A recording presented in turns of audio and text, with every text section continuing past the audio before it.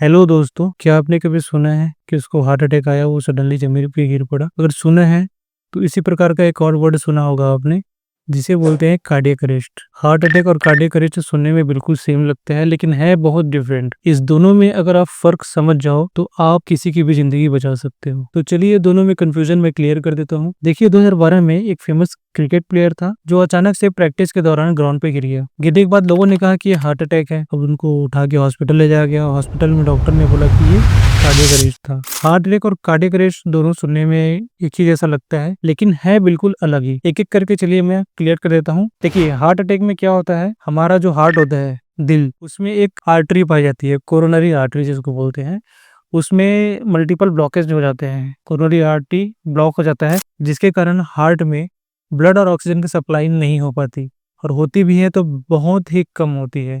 जब ये artery block होता है तो सीने में एक भारीपन लगता है, एक तेज दर्द उठता है, पूरे बदन में पसीना आने लगता है, बेचैनी सी महसूस होने लगती है, कभी कभी उल्टी भी लगता है, चक्कर आने लगता है। ये सारे सिम्टम्स उसको लगते हैं, और वो क्लियरली कॉन्शियस होता है। पेशेंट जिसको भी ये लग रहा है, वो कॉन्शियस होता है, वो जाके बताता है कि मुझे ये सारे सिम्टम्स हो रहे हैं। और आप समय रहते अगर हॉस्पिटल पहुंच जाते हैं, तो वहाँ एक जांच कराई जाती है, जिसको बोलते हैं ईसीजी, इलेक्ट्रोकार्डियोग्राम, जिसके बाद ये पता चलता है कि अरे, आपको तो हार्ट अटैक आया है। अब ये हार्ट अटैक क्यों आया, किस प्रकार आया, इसके बहुत सारे रीजंस होते हैं, वो डॉक्टर पता कर लेंगे। उसके बाद एक प्राइमरी ट्रीटमेंट या फिर एक कंप्लीट ट्रीटमेंट के बाद आप सही सलामत घर वापस जा सकते हो। लेकिन एक और पार्ट है कार्डियक अरेस्ट, जिसमें बहुत ही डिफरेंट होता है। आपने हार्ट अटैक समझा, जिससे पेशेंट कॉन्शियस है, सारा चीज वो बता पा रहा है कि उसे क्या सिम्टम्स लग रहे हैं, अंदर से क्या फील हो रहा है। कार्डियक अरेस्ट में ऐसा नहीं होता है। कार्डियक अरेस्ट में होता क्या है, हमारे हार्ट को चलाने के लिए इलेक्ट्रिसिटी की जरूरत पड़ती है। जैसे कि इस कमरे में एसी चल रहा है, लाइट चल रही है, सडनली अगर लाइट चली जाए तो क्या होगी, एसी बंद हो जाएगा, लाइट बंद हो जाएगा, पंखा बंद हो जाएगा, टीवी बंद हो जाएगा। उसी तरह हार्ट में भी एक इलेक्ट्रिसिटी रहती है। अगर ये इलेक्ट्रिसिटी अचानक से फेल हो जाती है, उसी को कहते हैं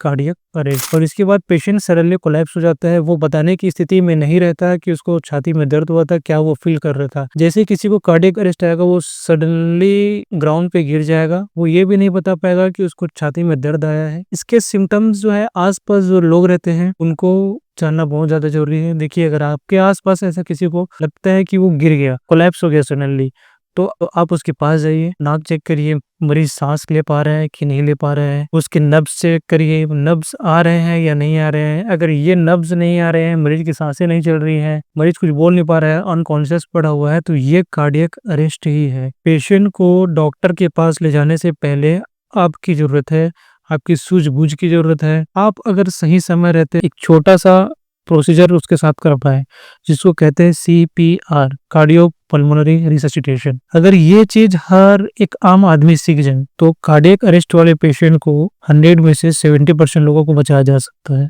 जिसमें CPR में आपको 100 से 120 बार चेस्ट को कंप्रेस करना पड़ता है, चेस्ट कंप्रेशन देना पड़ता है। 100 to 120 बीट्स पर मिनट के हिसाब से आपको चेस्ट कंप्रेशन देना पड़ेगा। और अगर AED है, डिफाइब्रेटर है अवेलेबल, तो शॉक देना पड़ता है। और एम्बुलेंस बुलाना तो मत भूलिए। CPR देते वक्त जब आप 30 बार कंप्रेस करें, तो 2 बार मरीज को सांसें देना मत भूलना। यही तकनीक है कि किसी की जिंदगी लौटा सकती है। और ये करते हुए अगर आप हॉस्पिटल लेकर पहुंच गए, तो एक छोटा सा ट्रीटमेंट के बाद मरीज सही सलामत अपने घर जा पाएगा। CPR एक बहुत ही अहम प्रोसेस है, 3 महीने का कोर्स होता है, आप कहीं भी जाके सीख सकते हो। सीरियस BLS का है ये, आप पढ़ भी सकते हो इसके बारे में। और ऐसे बहुत सारे लोग हैं जिन्होंने कम उम्र में हार्ट अटैक या फिर कार्डियक अरेस्ट का सामना किया हुआ है। हेल्थ के बारे में अवेयर होना बहुत ज़्यादा ज़रूरी है, क्योंकि हमारी दैनिक जो दिनचर्या चलती है, डेली रूटीन्स जो चलती है, उससे बहुत सारी चीज़ें ऐसे ऐड कर लेते हैं हम अपने लाइफ में, जिसके कारण ये बड़ी बड़ी बीमारियों का सामना करना पड़ता है। कई चीज़ें ऐसी हैं जिसको अगर हम सुधार लें, तो ये सारी चीज़ें कोसों दूर रहेंगी। तो आज की वीडियो आपको अच्छा लगा हो, तो ये वीडियो फैमिली और दोस्तों के साथ शेयर जरूर करना।